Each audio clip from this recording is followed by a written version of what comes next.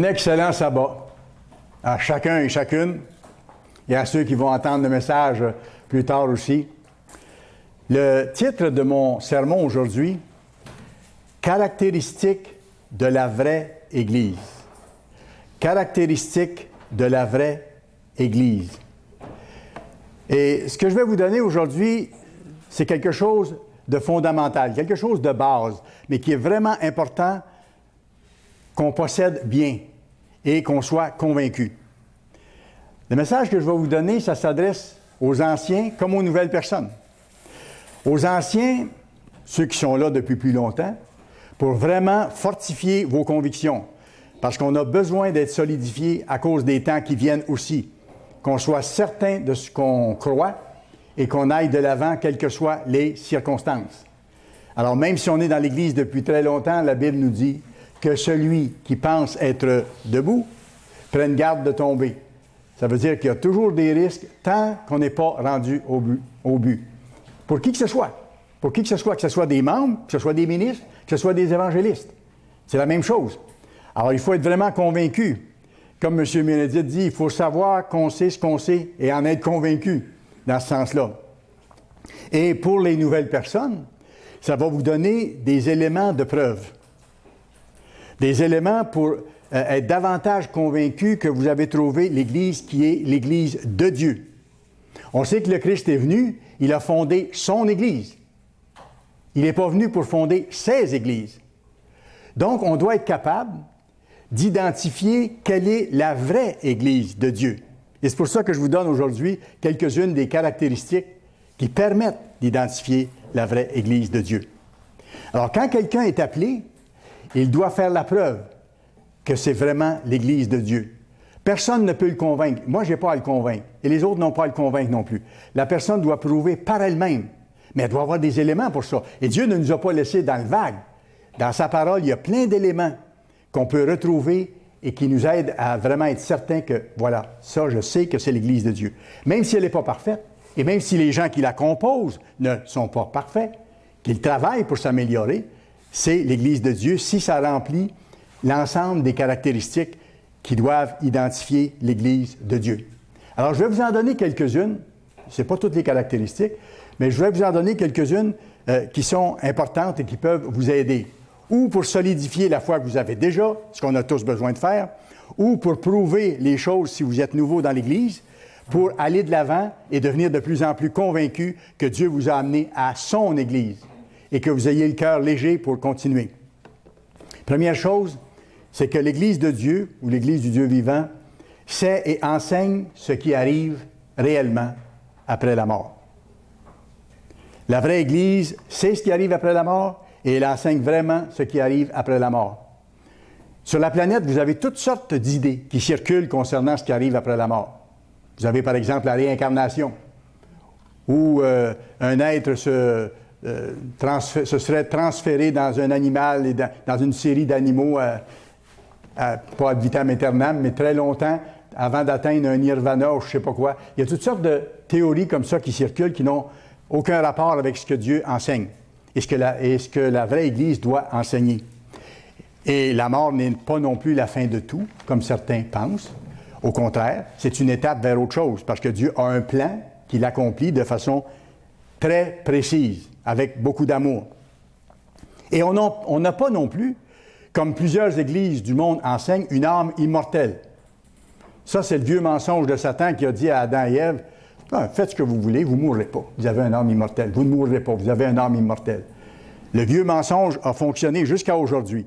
Et il continue de fonctionner. Tant et si bien que parfois, certaines personnes qui découvrent qu'on n'a pas une âme immortelle, ils sont éberlués de ça. Mais pourtant, c'est la réalité.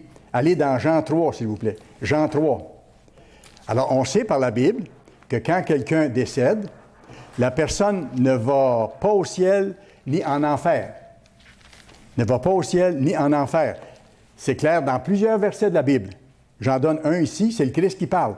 Jean 3, et regardez le verset 13. C'est le Christ qui parle. Il dit, « Personne n'est monté au ciel si ce n'est celui qui est descendu du ciel, le Fils de l'homme. » Il n'y a pas un être humain qui est monté au ciel. Il y a juste le Christ qui est retourné après être venu sur la terre. Alors, ça vient de l'autorité suprême sous Dieu, qui déclare que personne n'est allé au ciel. Donc, quand quelqu'un décède, il ne va pas au ciel. Il ne va pas non plus en enfer, parce que l'enfer est une invention humaine. À partir d'un auteur du Moyen Âge, Dante Alighieri, qui a écrit des scénarios là-dessus, et ces scénarios-là ont été pris par les églises du monde pour enseigner qu'il y a un enfer et faire peur aux gens et les faire marcher au pas comme on voulait qu'ils marchent. Et ils ont même créé entre les deux quelque chose qui n'est pas plus biblique que l'enfer, le purgatoire. Je me rappelle au purgatoire, quand on était petit, on nous enseignait que le purgatoire, ça, c'était quelqu'un qui n'était pas assez méchant pour aller dans le feu de l'enfer, mais pas assez bon pour aller tout de suite au ciel, là où il n'y a personne. Mais alors, il allait au purgatoire, et là, il restait là un bout de temps, et on pouvait prier pour lui, et surtout, on pouvait payer pour l'aider à monter, à avoir un billet pour monter au ciel. Alors, il y avait comme un commerce d'établi pour faire traverser les gens. Alors, ceux qui aimaient leur chair disparue et qui avaient des doutes sur leur caractère, qui disaient, bien, peut-être qu'il n'est pas au ciel tout de suite, alors ils étaient portés à financer pour qu'ils puissent finir le voyage de bonne façon. Mais c'est faux. Ce n'est pas biblique. L'enfer, le purgatoire et le fait d'aller au ciel à notre mort, ce n'est pas biblique. Certains pensent et enseignent que des parents décédés voient ou aident les vivants. On voit ça souvent, hein? Mais moi, je ne réponds pas à ça quand les gens disent ça, pas des gens qui viennent à l'Église et auxquels je dois expliquer, mais lorsque je vais à une funéraille, par exemple, de quelqu'un de la famille ou tout ça, et que les gens ont cette impression-là, ils disent, bon là, mon frère me voit du ciel. Je n'ai pas à dire ça, il ne me pose pas de questions, je n'ai pas à leur expliquer. Mais les gens pensent que les gens sont vivants encore et qu'ils les voient. Et vous vous rappelez de ça peut-être, quand c'est un petit enfant qui meurt, on dit, mais maintenant c'est un petit ange au ciel. Les êtres humains ne sont jamais transformés en anges. Et l'enfant est mort, comme les autres sont morts, tout simplement. Alors, voyez-vous, ça ne va pas du tout avec ce qui est marqué dans la Bible. Et les gens vont plus loin, c'est triste. Les gens prient les morts, comme si les morts pouvaient faire quelque chose pour eux. Ils sont sincères, mais ils sont dans l'erreur, parce que Dieu ne leur a pas encore révélé. C'est par son Église que Dieu révèle ces erreurs qui sont enseignées et leur révèle la beauté de la vérité, la résurrection que Dieu va accorder à tous les êtres humains en son temps et lieu. Ecclésiaste chapitre 9, s'il vous plaît. Ecclésiaste chapitre 9. Après le livre des Proverbes. Ecclésiaste chapitre 9, versets 4 et 5. Pour tous ceux qui vivent, il y a de l'espérance. Oui, on est encore vivant. Et même un chien vivant vaut mieux qu'un lion mort. Ça, c'est des expressions fortes que la Bible utilise. Les vivants, en effet, savent qu'ils mourront, comme on a vu dans la sermonnette tantôt. Mais les morts ne savent rien. Les morts ne savent rien. Il n'y a pas pour eux de salaire puisque leur mémoire est oubliée, et ainsi de suite. Allez au verset 10, même chapitre. Tout ce que ta main trouve à faire, avec ta force, fais-le. Car il n'y a ni œuvre, donc ni action, ni pensée, ni science, ni sagesse dans le séjour des morts où tu vas. Donc, quand une personne décède, il n'y a plus de pensée, il n'y a plus d'action, il n'y a plus d'œuvre. Donc, la personne qui est décédée ne peut pas intervenir ou ne peut pas répondre aux prières. Elle est en attente de la résurrection, tout simplement. Attente de résurrection à la vie. 1 Thessaloniciens chapitre 4. 1 Thessaloniciens chapitre 4. Et ça, c'est tellement encourageant pour les ministres de Dieu de pouvoir enseigner cet espoir-là qui concerne tous les êtres humains. 1 Thessaloniciens chapitre 4 et regardez le verset 13 et 14. Paul dit ici, « Nous ne voulons pas, frères, que vous soyez dans l'ignorance au sujet de ceux qui se sont endormis ou qui sont décédés, parce que la mort est comparée à un sommeil, afin que vous ne vous affligiez pas comme les autres qui n'ont point d'espérance. » Parce que dans l'Église, on a cette espérance que Dieu va ramener tout le monde à la vie. D'abord, ceux qui lui appartiennent maintenant, au moment du retour de Christ, et plus tard, tous ceux qui ont existé, comme on a vu tantôt dans la sermonnette. Verset 14. « Car si nous croyons que Jésus est mort et qu'il est ressuscité, croyons aussi que Dieu ramènera par Jésus et avec lui ceux qui sont décédés. » Voyez-vous le vrai espoir des êtres humains? c'est le retour à la vie de tous ceux qui sont morts au cours de l'histoire. On pourra revoir nos parents, nos êtres chers. Alors, voyez-vous, c'est une des caractéristiques de la vraie Église, d'enseigner ce qui arrive vraiment au-delà de la mort. Qu'à la mort, il n'y a pas de pensée, il n'y a pas d'œuvre, et que c'est l'attente de la résurrection selon le plan de Dieu dans les étapes que Dieu a prévues. Deuxième caractéristique, l'Église de Dieu, la vraie Église de Dieu, proclame le signe que Dieu a donné concernant ceux qui lui appartiennent. Il y a un signe très précis qui identifie ceux qui appartiennent à Dieu. Exode chapitre 31.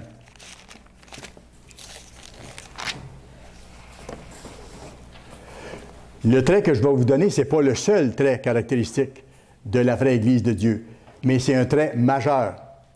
Et il faut, pour que l'Église de Dieu soit vraiment l'Église de Dieu, qu'elle ait l'ensemble des traits caractéristiques. Exode 31, versets 16 et 17. « Les enfants d'Israël observeront le sabbat, c'est Dieu qui parle, en le célébrant, eux et leurs descendants, comme une alliance perpétuelle. » Et c'est pour ça que le sabbat est encore célébré de nos jours et qu'il le sera dans le monde à venir. « Ce sera entre moi et les enfants d'Israël un signe qui devra durer à perpétuité. » C'est Dieu qui a établi ce jour-là pour être un signe de ceux qui lui appartiennent. Ceux qui observent maintenant le jour du sabbat possèdent un des signes qui lui appartiennent, comme de quoi ils lui appartiennent. Car en 6 jours, l'Éternel a fait les cieux et la terre, et le 7e jour, il a cessé son œuvre et s'est reposé. Tous les jours ne sont pas égaux. Dieu a déterminé ça. Il y a beaucoup de monde sur la planète qui observe le vendredi, les musulmans entre autres. Ce n'est pas le jour de Dieu. Il y a beaucoup de monde sur la planète, en particulier l'ensemble des chrétiens, qui observent le dimanche. Ce n'est pas le jour que Dieu a établi. Dieu a établi le 7e jour. Dieu l'a décrété pour être le jour qui est un signe de l'alliance entre lui et son peuple. À ce moment-là, Israël physique, et aujourd'hui, la petite nation d'Israël spirituel, le petit troupeau que Dieu appelle. Acte 17, s'il vous plaît. Acte chapitre 17. Acte 17. Et d'ailleurs, on voit, je vous le donne en passant, pendant que vous cherchez l'autre verset, que Jésus-Christ a toujours observé le sabbat. C'est pas surprenant. C'est lui qui l'avait donné. C'est lui qui l'avait tonné de sa voix sur le mont Sinaï et qui l'avait écrit de son doigt sur les tables de pierre. Et c'est lui qui est venu et qui a dit « Je ne suis pas venu pour abolir la loi, mais pour l'accomplir. » C'est très clair. Acte 17, versets 1 à 3, on voit ici que les apôtres observaient le sabbat. Paul et Silas passèrent Amphipolis et Apollonie, et ils arrivèrent à Thessalonique, où les Juifs avaient une synagogue. Paul y entra, selon sa coutume, pendant 3 sabbats. Il discuta avec eux d'après les Écritures, et ainsi de suite. Alors, on voit que les apôtres observaient le sabbat. Donc, c'est un élément très important, une caractéristique de la vraie Église de Dieu, des vrais serviteurs de Dieu. À tel point, allez dans Ésaïe 66. Ésaïe 66.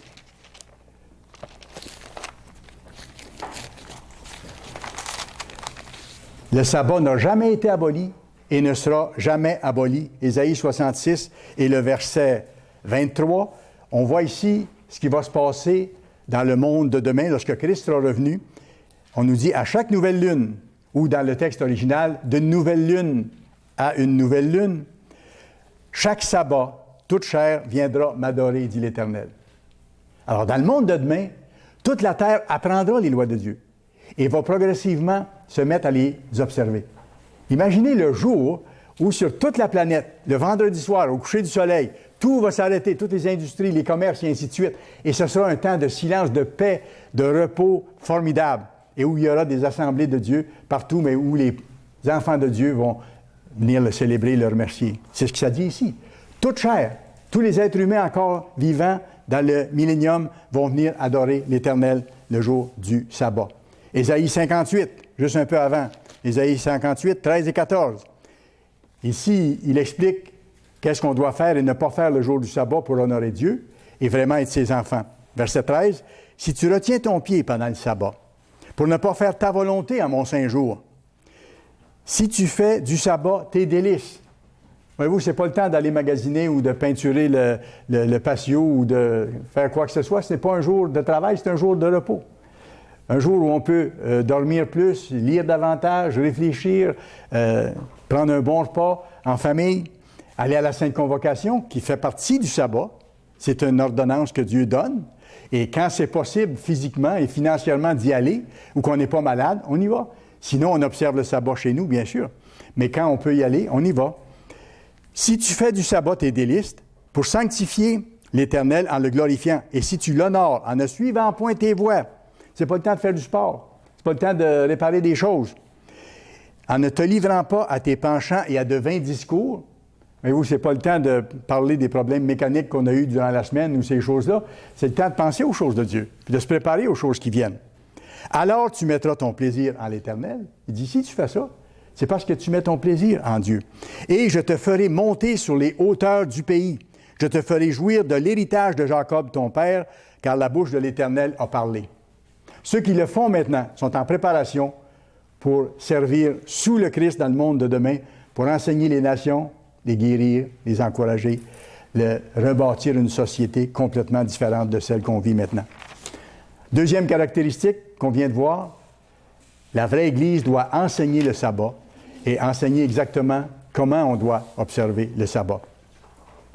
Mais ce n'est pas tout parce que, et ça m'amène à la troisième caractéristique, la vraie Église de Dieu doit aussi observer toutes les fêtes de Dieu. On les voit, on ne s'y reportera pas, mais on les voit dans Lévitique 23. Dans Lévitique 23, Dieu donne la liste de ses fêtes. Il commence par le sabbat hebdomadaire et ensuite il donne les 7 sabbats annuels qu'on doit observer. Toute la liste des fêtes. Et ça n'a jamais changé. Le Christ les a observés, les apôtres les ont observés. Et la vraie Église de Dieu n'observe aucune des fêtes païennes du monde. On change quand on vient à l'Église, parce qu'avant, on célébrait ces fêtes-là. Mais aujourd'hui, on apprend que ce n'est pas les fêtes de Dieu, même c'est le contraire. C'est des fêtes qui viennent des religions païennes anciennes. Les gens ne comprennent pas ce que ça veut dire. Mais ce sont des célébrations qui honorent les faux dieux, qui ne sont pas les fêtes de Dieu. Et c'est pour ça que ceux que Dieu appelle cessent d'observer le dimanche, cessent d'adorer le soleil. Sunday, le jour du soleil, je n'entrerai pas là-dedans. Mais on observe maintenant le sabbat de Dieu, le signe qu'il nous a donné. C'est pour ça qu'on cesse d'observer les Pâques. Vous savez, les Pâques, je me rappelle quand les gens allaient à l'église et là, les dames avaient des chapeaux neufs ou des robes spéciales ces journées-là parce que c'était les Pâques. Il y avait toujours une frénésie un peu autour de ça. C'était émotivement joli, mais ce n'était pas une fête de Dieu. Ça a été institué par les hommes pour célébrer, soi-disant, la résurrection du Christ, qui serait arrivé un dimanche, alors que ce n'est pas arrivé un dimanche. Je n'entrerai pas là-dedans. Mais le Christ n'a jamais mentionné qu'on devait célébrer sa résurrection, ni célébrer le dimanche. Par contre, ce qu'il nous a ordonné de célébrer, la Pâque, une fois par année, qui représente son sacrifice. Là, il y a un sens directement lié à son plan. On a appris aussi à ne plus célébrer Noël. On a appris à faire les choses autrement parce que ce n'était pas une fête qui honorait Dieu, au contraire. Le Christ n'est pas né le 25 décembre. Par contre, dans la mythologie, le Dieu invincible, le soleil invincible, était de retour au solstice d'hiver le 25 décembre, autour du 25 décembre. Alors ça, c'est la fausse religion païenne qui a continué, qui a été intégrée aux religions chrétiennes actuelles. Alors voyez-vous, quand Dieu nous appelle qu'on découvre ces choses-là, on est enseigné par la vraie Église que ce n'est pas une fête qui honore Dieu, la fête de Noël, au contraire. C'est un affront, dans le fond. Mais on apprend à observer ces vraies fêtes. On cesse d'observer Halloween ou de célébrer Halloween, malgré que certains d'entre nous n'étaient pas forts sur la célébration d'Halloween. Mais maintenant, on réalise que c'est une fête en l'honneur des démons, parce qu'on s'amuse à faire couler le sang, à avoir des victimes, à jouer des tours et ainsi de suite. Ça, c'est des choses démoniaques. Et on habille les petits-enfants en sorcières et en choses abominables comme ça. Il n'y a rien de vrai, selon Dieu, là-dedans. Il n'y a rien de chrétien. Alors, on change. Le Christ et les apôtres ont toujours observé les fêtes que Dieu a données. Allez dans Jean chapitre 7, par exemple. Jean chapitre 7. Alors, comme je vous dis, je vous donne des choses de base, mais il faut qu'on les revoie, ces choses-là, qu'on en soit absolument convaincu, et de plus en plus, même les anciens et les nouveaux, qu'ils puissent noter ces choses-là, les revoir, puis être fortifiés dans leur démarche. Où est la vraie Église? Où est l'Église qui enseigne ces choses-là, sans faire de compromis? Jean, chapitre 7, et regardez le verset 2. « Or, la fête des Juifs, la fête des tabernacles, était proche. » Verset 10. « Lorsque ses frères, en parlant des frères du Christ, furent montés à la fête, il y monta aussi lui-même, non publiquement, mais comme en secret. » Parce qu'on voulait déjà le mettre à mort à ce moment-là. Alors, il est monté à la fête des tabernacles, mais en secret. Et plus loin, on voit au verset 37 qu'il a observé la fête du dernier grand jour. Verset 37 du même chapitre, Jean 7. Le dernier grand jour, le dernier grand jour de la fête, Jésus, se tenant debout, s'écria, « Si quelqu'un a soif, qu'il vienne à moi et qu'il boive. » Et ensuite, il parle de la vie éternelle qui sera accordée. Donc, ça, c'est le dernier des 7 grands sabbats annuels qui représentent le temps où Dieu va ramener à la vie tous ceux qui ont vécu dans l'histoire du monde. Alors, les disciples les ont observés. Le Christ les a observés. Nous avons le privilège de les observer aujourd'hui. Et ça veut dire quelque chose. Ça veut dire quelque chose dans le plan de Dieu, les étapes du plan de Dieu. Les fêtes de Dieu représentent chacune des étapes. Ce n'est pas sans importance.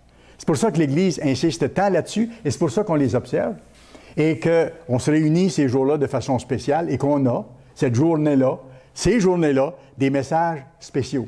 Et que les ministres demandent en prière d'avoir une nourriture encore plus spéciale à donner aux enfants de Dieu pour être encouragés.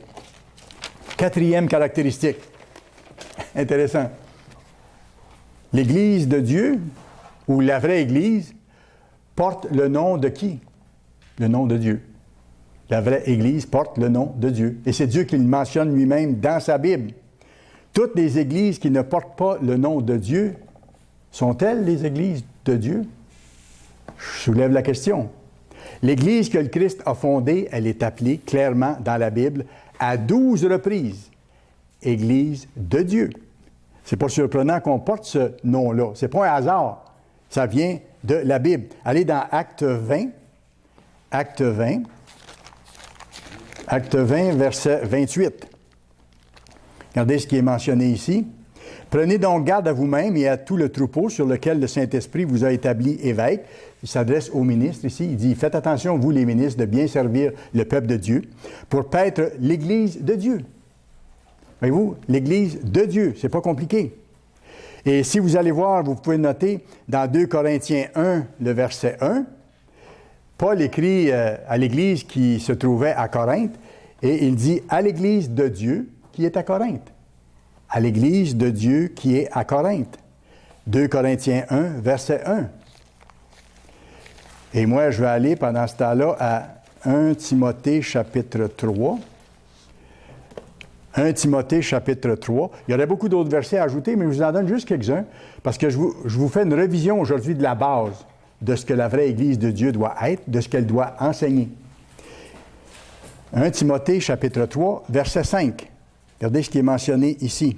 « Car si quelqu'un ne sait pas diriger sa propre maison, il parle ici de la qualification de ceux qui doivent être ordonnés dans l'Église, dans le ministère. « Car si quelqu'un ne sait pas diriger sa propre maison, comment prendra-t-il soin de quoi?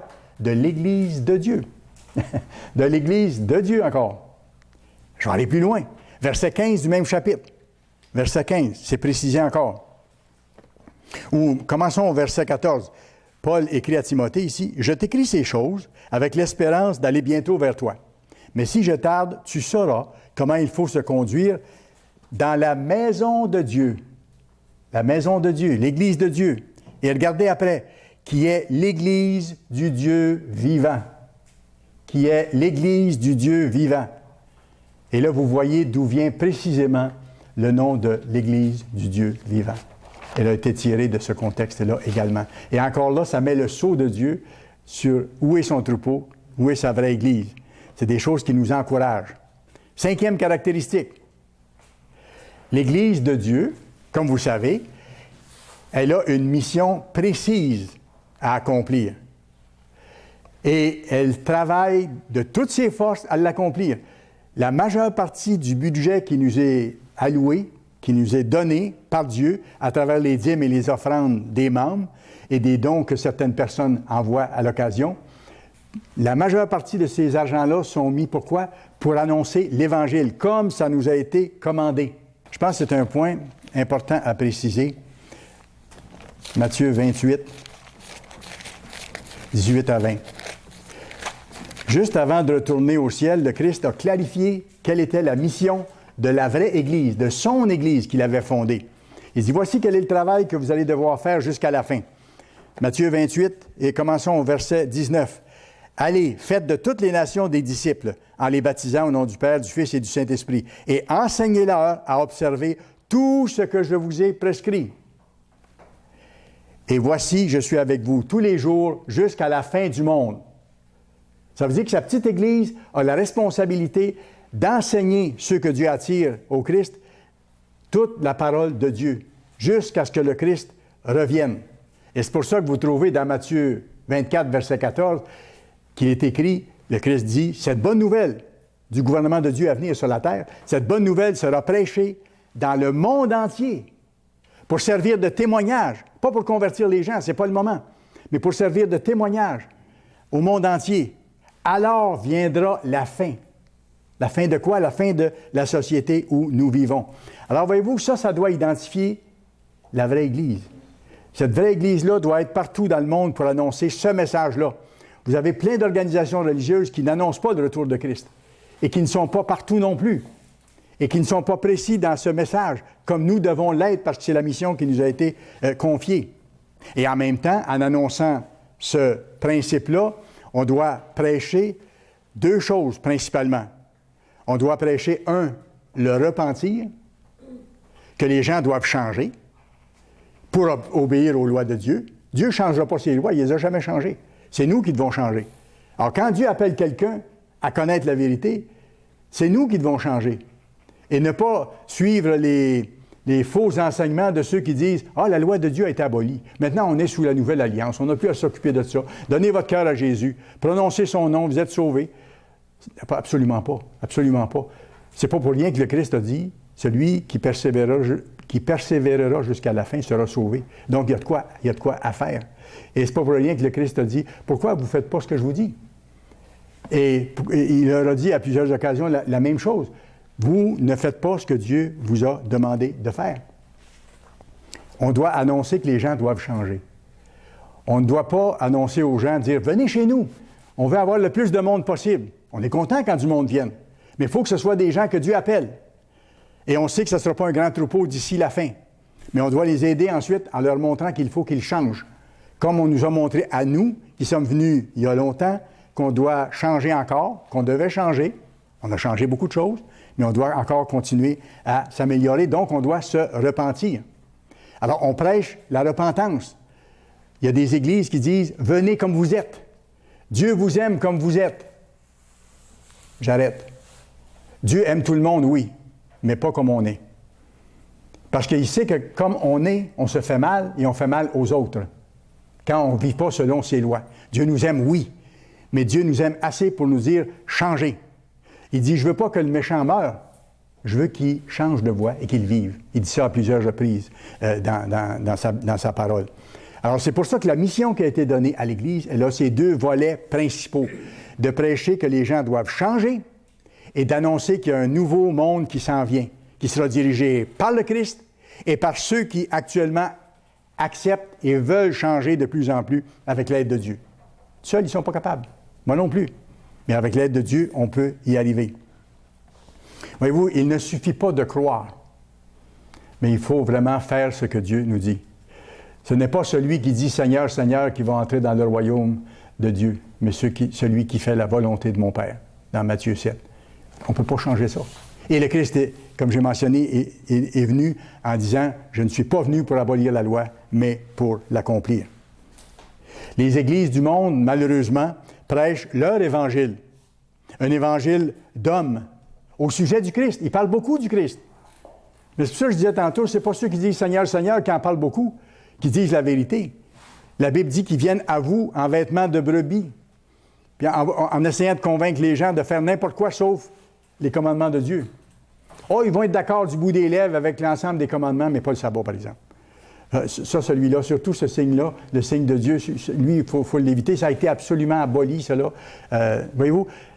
Alors, non, on vit dans un monde qui n'est pas le monde de Dieu, et l'ensemble des religions ne sont pas les religions de Dieu. Le Christ a fondé son Église. Et on voit que les églises du monde essaient de convertir les gens, alors que l'Église de Dieu n'essaie pas de convertir les gens. Absolument pas. J'ai déjà dû dire à quelqu'un qui était venu à l'Église un peu, puis qui s'était retiré après parce que, bon, la personne était inquiète, ne comprenait pas tout à fait. J'ai déjà dû dire à la personne, j'avais une information à lui demander, je vous appelle pour cette information-là, mais c'est la dernière fois que je vous téléphone. Si vous ne m'appelez pas pour avoir information ou de l'aide concernant le cheminement spirituel, moi, je ne vous rappellerai pas. Je n'ai pas le droit de faire ça. C'est pas moi qui appelle et c'est pas moi qui ai à convertir les gens. Prenez le temps de vérifier, de prouver les choses. Et quand vous aurez prouvé les choses suffisamment, on vous accueillera à l'Église avec plaisir. Alors, voyez-vous la différence? Les églises du monde essaient de dire, venez chez nous, venez chez nous. On veut avoir le plus de monde possible. Et on n'annonce pas le retour de Christ, on n'annonce pas le gouvernement de Dieu sur la terre non plus. Et il y a même des groupes, des petits groupes issus de notre ancienne organisation, l'Église universelle de Dieu, qui, eux, se sont retirés à part après l'implosion, et là disent, maintenant, on n'a plus à annoncer l'Évangile dans le monde. Il faut préparer un peuple pour Dieu, préparer le troupeau. Mais non, le Christ a dit, cette bonne nouvelle sera prêchée dans le monde entier pour servir de témoignage jusqu'à la fin. On ne peut pas arrêter en cours de route. Donc, la vraie Église de Dieu s'identifie par le fait qu'elle continue d'annoncer le message du retour du Christ et le message du repentir. Autre signe. L'Église de Dieu applique la forme de gouvernement de Dieu. L'Église de Dieu, et ça c'est important, parce que ça identifie Dieu lui-même, sa façon de faire, son caractère. L'Église de Dieu applique la bonne forme de gouvernement. C'est-à-dire, c'est un gouvernement théocratique. Ça vient de Dieu. C'est Dieu qui désigne les leaders ou les ministres. Ce n'est pas nous qui nous ordonnons ministres. Comme j'ai déjà dit à quelqu'un qui me demandait d'où vous venez, vous autres, l'Église de Dieu, l'Église du Dieu vivant. Êtes-vous associé à d'autres églises dans le monde? Je dis non, on n'a aucune association, mais d'où vous venez? Alors, la réponse la plus simple et la plus logique, je pense que j'ai pu trouver à date, c'est de dire simplement, nous sommes les descendants de l'Église originale de Jérusalem. Pourquoi? Parce que nous enseignons les mêmes choses que le Christ a enseigné, que les disciples ont enseigné. Nous célébrons les mêmes fêtes qu'eux ont célébrées. Et nous travaillons à développer le caractère de Dieu comme eux ont fait. Et je pense que ça donne la lignée historique. Mais le gouvernement de Dieu, je reviens à ça, c'est un gouvernement théocratique. C'est Dieu qui désigne les ministres et ce sont ces leaders-là qui ont la responsabilité d'en oindre ou d'en établir d'autres par la suite. Et ça, c'est le fil conducteur tout au long de l'histoire. Ça s'est transmis d'un à l'autre. Comme M. Armstrong avait ordonné M. Meredith, et d'autres, bien sûr, et comme M. Meredith a ordonné d'autres ministres aussi, et comme M. Armstrong avait ordonné M. Appartient, comme M. Appartient m'a ordonné ministre dans le temps, et ainsi de suite. Vous avez le fil conducteur, là, depuis les apôtres originaux. Et nous enseignons la même chose, parce que nous voulons continuer d'être la vraie Église de Dieu. Rappelez-vous, Moïse, il ne s'est pas improvisé chef. Il a été désigné par Dieu. Dieu a un gouvernement théocratique. Ça vient d'en haut. Et Moïse a dû apprendre à mettre en application ce gouvernement-là. Allez dans Exode 18, s'il vous plaît. Exode 18. Moïse avait à gérer toute la nation, puis les problèmes allaient jusqu'à lui. Mais à un moment donné, les problèmes, il y en avait plein les bras, là. Et son beau-père lui a donné un très bon conseil. Exode 18, regardez le verset 13. Le lendemain, Moïse s'assit pour juger le peuple, donc recevoir les doléances. Et le peuple se tint devant lui depuis le matin jusqu'au soir. Alors, il devait rencontrer tout le monde qui avait des conflits, des difficultés. Et regardez après ça le verset 21. Son beau-père lui dit, « Choisis parmi tout le peuple des hommes capables, craignant Dieu, des hommes intègres, ennemis de la cupidité, établis-les sur eux comme chefs de mille, chefs de cent, et ainsi de suite. » Alors, voyez-vous, l'autorité gouvernementale vient d'en haut encore. Son beau-père lui a, de la part de Dieu, dit, désigne des hommes qui ont certaines caractéristiques, qui ont démontré qu'ils veulent faire les choses de bonne façon, désignait pour prendre charge. C'est exactement ce qui doit se passer dans l'Église de Dieu. Il sait toujours ce qui s'est passé dans l'Église de Dieu. Luc 10, s'il vous plaît. Luc, chapitre 10.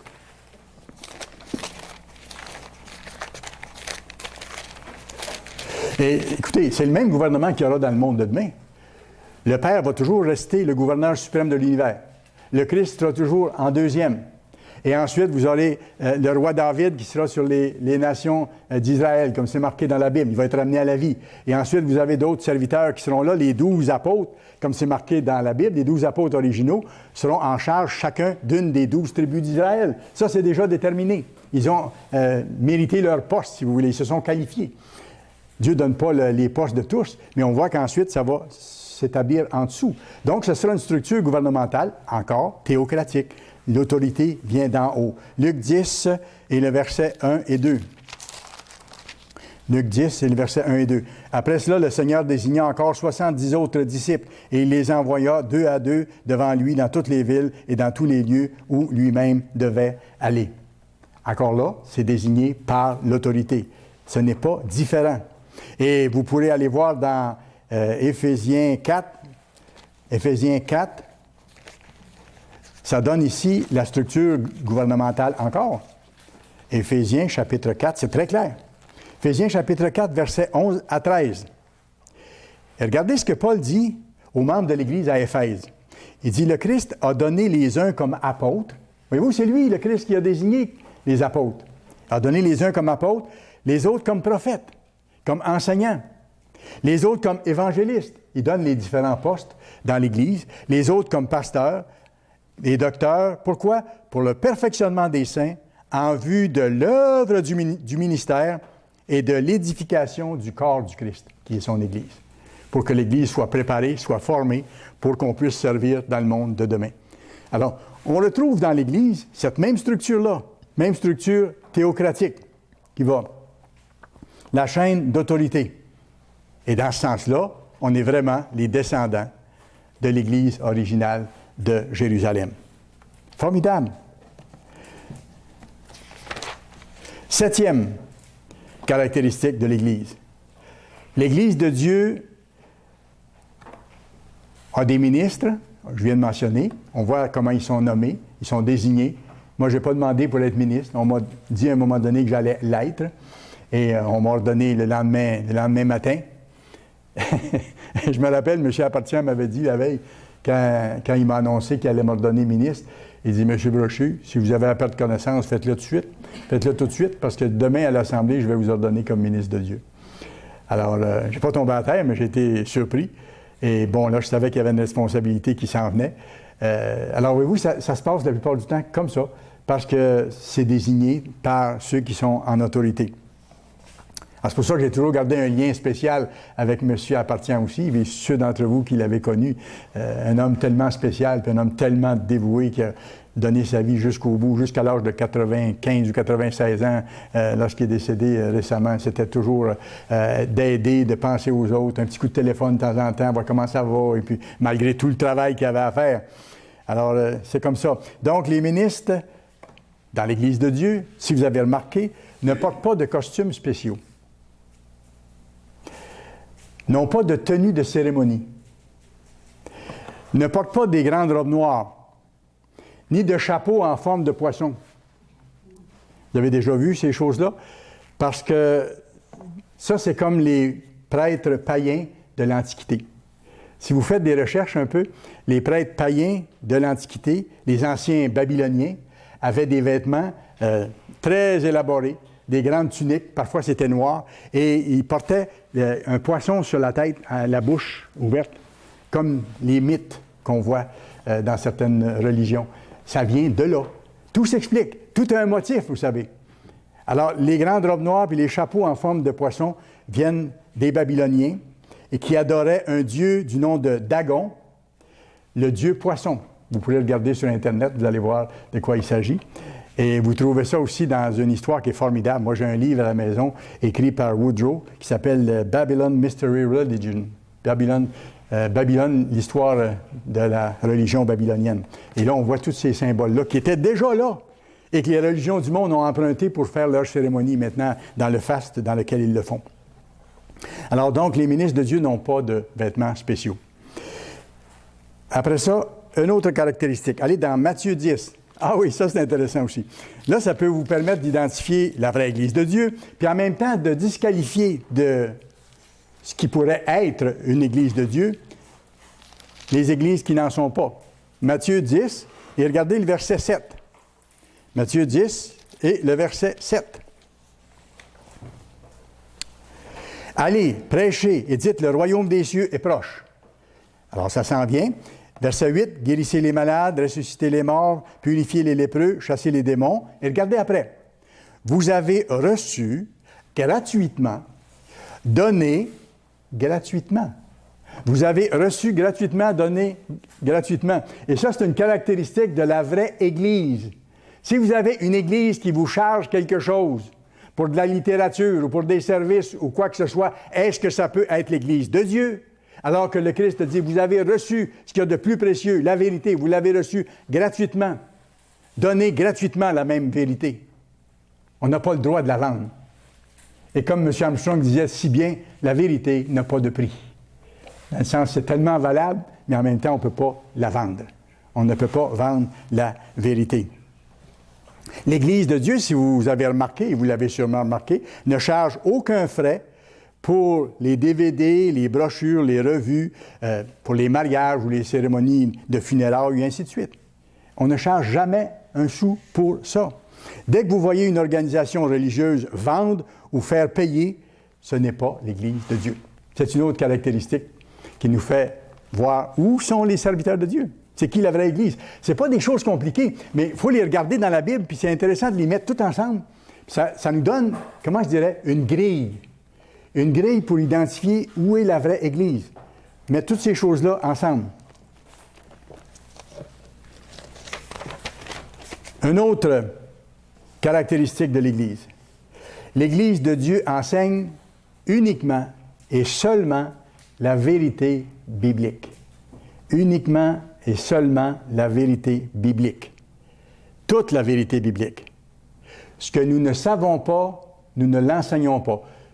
Ce dont nous ne sommes pas certains, nous n'en faisons pas une doctrine. Nous le disons, tout simplement. Matthieu 28. Matthieu 28. Je reviens là-dessus parce que ça a une importance grande. Matthieu 28, on l'a lu tantôt, verset 19.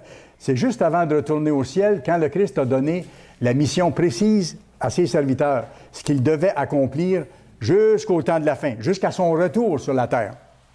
Il dit, allez, faites de toutes les nations des disciples. Et c'est ce qu'on fait. On est partout sur la face de la terre. On est sur Internet, sur plusieurs réseaux sociaux. On fait des conférences du monde de demain pour nos abonnés. On publie plein de choses gratuitement. Il dit, faites de toutes les nations des disciples. Et quand des gens viennent à l'Église, à ce moment-là, on travaille avec eux pour les aider à faire le chemin spirituellement, à comprendre les choses. Les baptisant au nom du Père, du Fils et du Saint-Esprit. Quand ces personnes-là ont compris qu'elles devaient changer, qu'elles regrettent d'avoir transgressé les lois de Dieu et d'avoir causé ainsi la mort du Christ, elles veulent être pardonnées de ça. Elles veulent que toute leur vie passée soit effacée. Alors, elles demandent le baptême, et à ce moment-là, en tant que ministre, on doit les préparer. Ça ne se fait pas automatiquement, ni rapidement.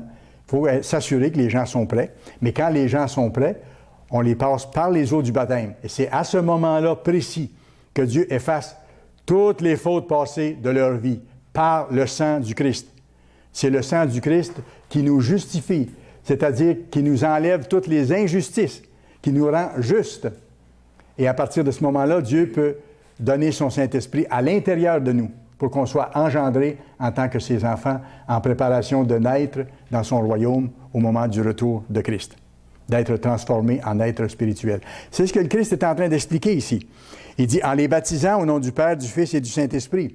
Et ces gens-là, que Dieu appelle maintenant, qui se repentent, qui sont venus ou qui viennent à l'Église et qui font le chemin pour aller vers le baptême, à ce moment-là, il dit, enseignez-leur à observer tout ce que je vous ai prescrit. On ne peut rien délaisser. On ne peut pas dire ça, c'est pas important ou ça, ce n'est plus en vigueur. On s'appuie sur la Bible avec certitude et on demande à Dieu de nous aider là-dedans, d'être fidèle et d'être juste. Il dit, enseignez-leur à observer tout ce que je vous ai prescrit. Et voici, je suis avec vous tous les jours jusqu'à la fin du monde. Formidable! Ça, c'est la mission et c'est le travail que nous avons à faire. L'Église enseigne seulement la vérité biblique. Vous ne trouverez pas des choses bizarres qui ne sont pas dans la Bible. On s'appuie sur ce que la Bible mentionne. Et la base, on la trouve, allez dans Matthieu 19, on est dans Matthieu 28, reculez un peu à Matthieu chapitre 19.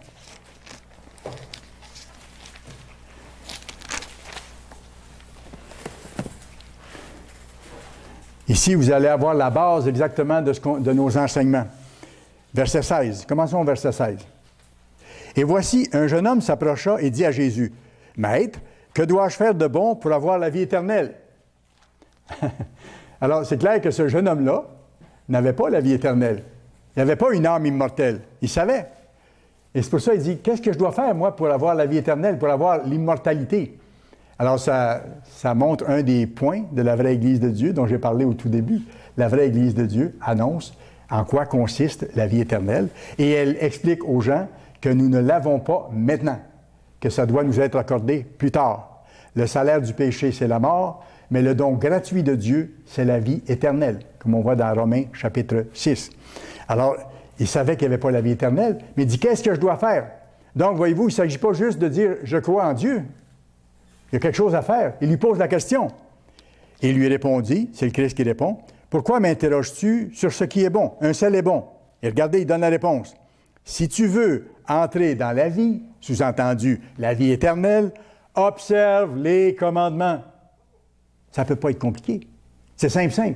Si tu veux entrer dans la vie, observe les commandements. Ça ne veut pas dire que l'observance des commandements nous donne la vie éternelle. La vie éternelle, elle nous vient du Christ par sa vie à lui.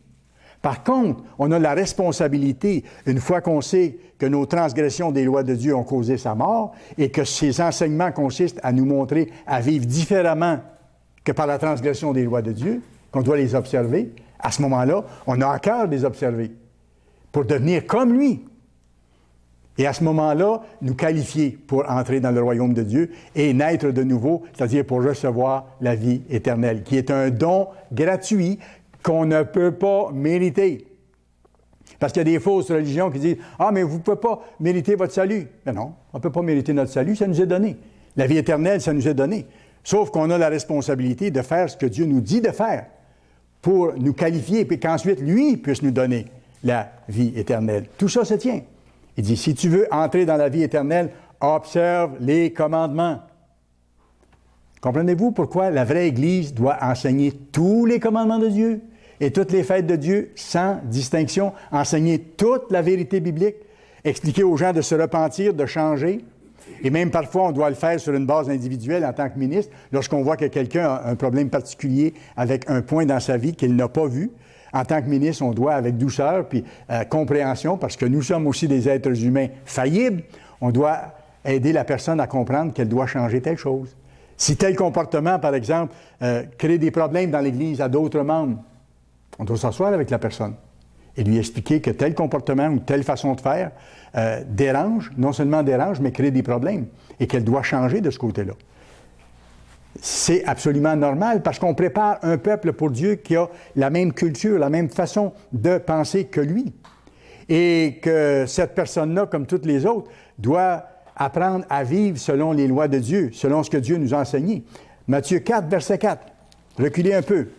Matthieu, chapitre 4 et le verset 4. Très clair. C'est encore là une désignation de notre mandat. Verset 4, Jésus répondit, il est écrit, « L'homme ne vivra pas de pain seulement, mais de toute parole qui sort de la bouche de Dieu. » De toute parole qui sort de la bouche de Dieu. Comprenez-vous qu'on ne peut pas enlever des pages de la Bible, ou enlever des fêtes, ou enlever le sabbat, ou enlever des responsabilités qu'on a de changer. Et ça aide à savoir où est la vraie Église. Parce que la vraie Église a le courage et la responsabilité de dire aux gens qu'ils ont à changer et qu'ils ont à changer. Comme moi, j'ai à changer encore, parce qu'on n'est pas encore rendu. Et ça va devoir se poursuivre jusqu'au moment du retour du Christ. La loi spirituelle de Dieu n'a jamais été abolie et elle ne sera jamais abolie. Vous savez pourquoi? Parce que ça représente la personnalité de Dieu, son caractère. Dieu est un Dieu de sollicitude, d'amour envers les autres. Il veut que les gens soient bien, qu'ils soient heureux, qu'ils ne se fassent pas mal, mais qu'ils se fassent du bien. C'est pour ça qu'il dit, ne mentez pas, ne volez pas, ne commettez pas l'adultère, et ainsi de suite. C'est l'inverse qu'on doit faire. Respecter les gens, leur donner dans la mesure du possible. Au lieu de prendre, donner. C'est la loi d'apprendre à donner, comme M. Appartient et M. Armstrong nous expliquaient si bien. Matthieu, chapitre 5, juste un peu plus loin. Et c'est pour ça que la société de demain sera si heureuse, paisible, abondante, parce que tout le monde va apprendre à se soucier des autres, pas pour en tirer profit, mais pour les aider et pour amener leur contribution à cette société-là. Volontairement, comme vous faites volontairement la volonté de Dieu aujourd'hui en vous déplaçant pour venir à la Sainte Convocation pour apprendre les voies de Dieu. Dans le monde à venir, l'ensemble de l'humanité apprendra ces choses-là et vont avoir à cœur de vouloir le pratiquer. C'est pour ça que tout va changer. Dieu dit qu'il va changer le cœur des hommes. Et on voit dans Ézéchiel qui dit, à ce moment-là, je vais changer leur cœur et je vais faire en sorte qu'ils soient capables d'observer mes lois. Sans son aide, on ne peut pas. Et Dieu donne son aide actuellement à ceux qui l'appellent et à ceux qui se mettent en marche pour obéir à ses lois. Ces lois qui n'ont jamais changé. Matthieu 5, verset 17. Ne croyez pas que je sois venu pour abolir la loi ou les prophètes. Le Christ est très clair. Je suis venu non pour l'abolir, mais pour l'accomplir. Car je vous le dis en vérité, tant que le ciel et la terre ne passeront point, il ne disparaîtra point de la loi un seul iota ou un seul trait de lettre, la moindre petite chose, jusqu'à ce que tout soit arrivé. Celui donc qui supprimera l'un de ces plus petits commandements, il y a des responsabilités à ceux qui disent que c'est plus en vigueur, là, et qui enseignera aux hommes à faire de même, sera appelé le plus petit dans le royaume des cieux. Et je ne voudrais pas être dans la situation de ceux qui le font en sachant qu'ils le font malhonnêtement. Certains le font peut-être sincèrement, mais d'autres le font peut-être en connaissance de cause jusqu'à un certain point. Mais regardez ce qu'il dit ici. Il dit, celui qui supprimera l'un de ses plus petits commandements et qui enseignera aux hommes à faire de même sera appelé le plus petit dans le royaume des cieux. Ça ne veut pas dire qu'il va être là et qu'il va être appelé petit. Ça veut peut-être aussi dire qu'on parlera de lui comme quelqu'un qui était très petit, qui savait, mais qui ne faisait pas. On en parlera peut-être au passé, comme quelqu'un qui n'existe plus, mais qui était là et qui était petit. Mais celui qui les observera et qui enseignera à les observer, celui-là sera appelé grand dans le royaume des cieux. Car, je vous le dis, si votre justice ne surpasse pas celle des scribes et des pharisiens, vous n'entrerez point dans le royaume des cieux. C'est clair, hein? Vous n'entrerez point dans le royaume des cieux. Dieu ne badine pas avec ces choses-là. Quand on sait, il faut faire. Et ceux qui, en connaissance de cause, annoncent des choses erronées pour leur profit ou pour quelque autre motif mauvais que ce soit, auront à en rendre compte. C'est sérieux. Dieu ne badine pas avec ces choses-là. Un dernier point que je vous donne. L'Église de Dieu enseigne que l'on doit développer les fruits de l'Esprit. On ne dit pas aux gens, venez chez nous, ne changez pas, restez comme vous êtes, on va faire des belles activités sociales, et puis on va être bien ensemble, on va parler de Jésus, mais on ne changera pas grand-chose. Non, il faut changer, non seulement cesser de pécher, mais il faut développer des choses positives que Dieu nous demande de développer. Allez dans Galates, Galates chapitre 5.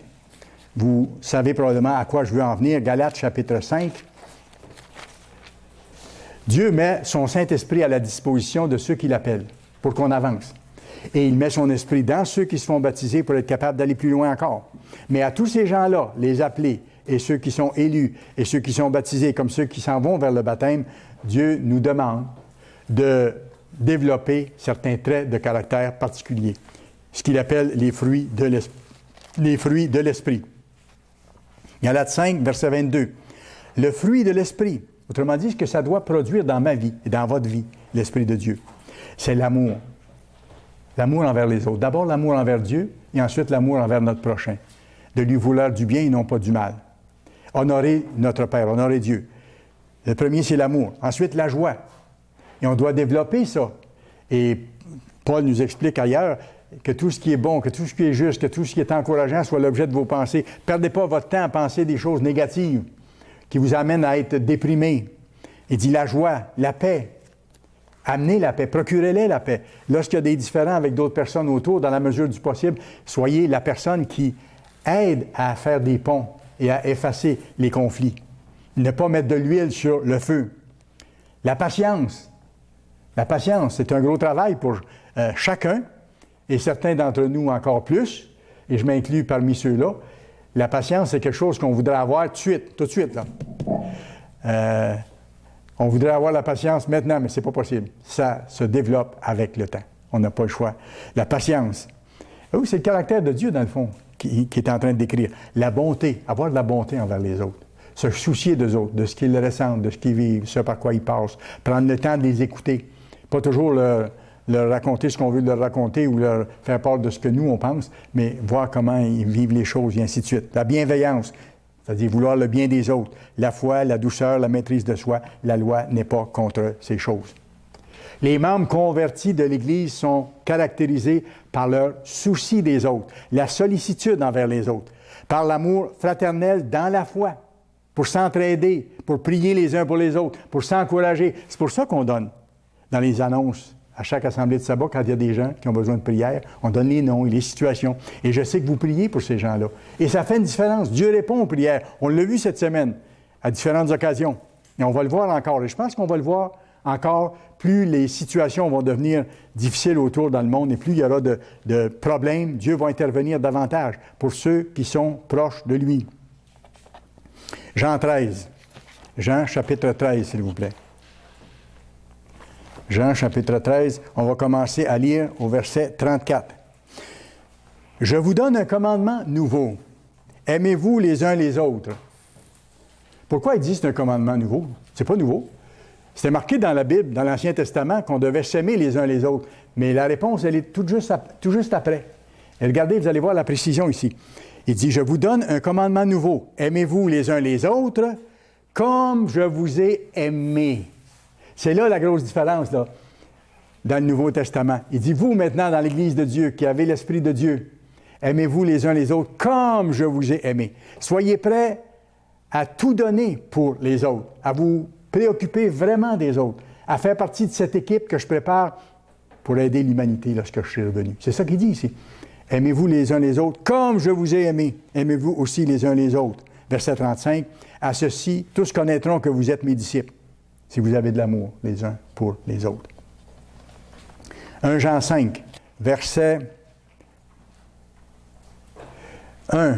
Quiconque croit que Jésus est le Christ est né de Dieu, et quiconque aime celui qui l'a engendré aime aussi celui qui est né de lui. Nous connaissons que nous aimons les enfants de Dieu lorsque nous aimons Dieu. Nous connaissons que nous aimons les enfants de Dieu lorsque nous aimons Dieu et que nous pratiquons ses commandements. On n'en sort pas. On revient exactement à la même chose. On sait qu'on aime Dieu et qu'on aime ses enfants lorsqu'on pratique ses commandements. Oui, parce que ses commandements, c'est d'aimer notre prochain comme nous-mêmes aussi, comme le Christ a fait. Et il se précise ensuite au verset 3, « Car l'amour de Dieu consiste à garder ses commandements. » On revient encore à ça. Et ça identifie encore la vraie Église de Dieu. Alors, on a vu quelques caractéristiques, des traits distinctifs de la vraie Église de Dieu. Si je résume, elle enseigne selon la Bible ce qui arrive vraiment après la mort. Elle proclame le sabbat, qui n'a jamais changé, qui est un signe de ceux qui appartiennent à Dieu. Elle observe, cette Église-là, les fêtes de Dieu, et elle enseigne qu'on doit les observer. Cette Église-là, la vraie Église de Dieu, porte le nom de Dieu. De plus, elle accomplit la mission précise que le Christ lui a confiée. Aussi, elle pratique le gouvernement établi par Dieu. Ses ministres ne portent pas d'accoutrement étrange. Elle ne vend rien. La vraie Église ne vend rien. La vraie Église enseigne toute la vérité biblique. Et la vraie Église travaille à porter les fruits du Saint-Esprit, qui est le caractère de Dieu. Alors, voyez-vous, je termine là-dessus. C'est important d'être conscient de ces traits caractéristiques-là. Ça nous aide à nous affermir dans la foi. ou à avancer. Poursuivez la recherche. Ce n'est pas les seuls traits caractéristiques. Vous pourriez en trouver d'autres. Vous pourriez vous faire une petite liste, même puis en faisant certaines autres études, quand vous trouvez un point qui identifie la vraie Église, qui est différent de ce que d'autres Églises font, notez-les. Ça va encore renforcer votre conviction. Où est la vraie Église? L'Église que Dieu a fondée. Il y a plusieurs autres. Les ministres de Dieu, heureusement, sont mariés. Il y a des Églises qui défendent aux ministres de se marier. Et vous savez d'où ça vient? Allez à 1 Timothée, chapitre 3. Je vais vous montrer. 1 Timothée, chapitre 4, pardon. 1 Timothée, chapitre 4. Je suis heureux d'être un homme marié avec des enfants. Et à ce moment-là, c'est logique aussi, parce qu'un homme marié peut comprendre les autres couples mariés davantage. Et en plus, s'il a eu la chance d'avoir des enfants, il a eu à les élever, à passer par les différents problèmes que ça représente, et il peut aider les autres davantage. C'est absolument normal. Alors, si on va maintenant à 1 Timothée, chapitre 4, et on va commencer à lire au verset 1. « Mais l'Esprit dit expressément que dans les derniers temps, là où nous sommes, quelques-uns abandonneront la foi pour s'attacher à des esprits séducteurs et à des doctrines de démons. » Doctrines de démons, OK? « Par l'hypocrisie de faux docteurs, portant la marque de la flétrissure dans leur propre conscience. » Regardez, verset 3, le début. « Ils prescrivent de ne pas se marier. » Ils prescrivent de ne pas se marier. Vœu de chasteté. Et on voit ce que ça donne dans les communautés religieuses. On voit tous les drames de pédophilie, on voit tous les drames d'abus sexuels, de violence, cachés même par les autorités religieuses et tout ça. C'est épouvantable. C'est un fruit de ces doctrines de démons qui ont été appliquées. Comprenez-vous pourquoi? C'est un autre signe aussi de la vraie Église de Dieu, qu'elle enseigne que ses ministres doivent être mariés, ils doivent avoir cette expérience de vie. Deuxièmement, j'en rajoute un autre, ça me passe par l'esprit, c'est pas le moindre non plus, la vraie Église de Dieu, elle n'a pas d'objet de culte. Elle n'a pas d'objet de culte. Elle n'a pas de statut. Les gens ne se promènent pas avec des crucifix dans le cou ou avec des symboles comme ça. C'est le deuxième commandement qui défend d'avoir des représentations quelconques de la divinité et des choses spirituelles. C'est très clair. Mais ça a été mis de côté. On l'a interprété autrement et tout ça, mais le commandement est très clair. Alors, la vraie Église de Dieu n'a pas d'objet de culte. La vraie Église de Dieu, j'en donne un dernier, observe les lois alimentaires que Dieu a données pour notre santé dans la Bible. Alors, il y en a plein d'autres comme ça. Vous pourriez continuer la liste, mais tout ça mis ensemble, ça permet d'identifier où est la vraie Église que le Christ a fondée. Tous ces traits-là ensemble, c'est ce qui distingue la vraie Église de Dieu. Tout ce que la vraie Église de Dieu est, tout ce qu'elle fait, c'est basé sur les Écritures.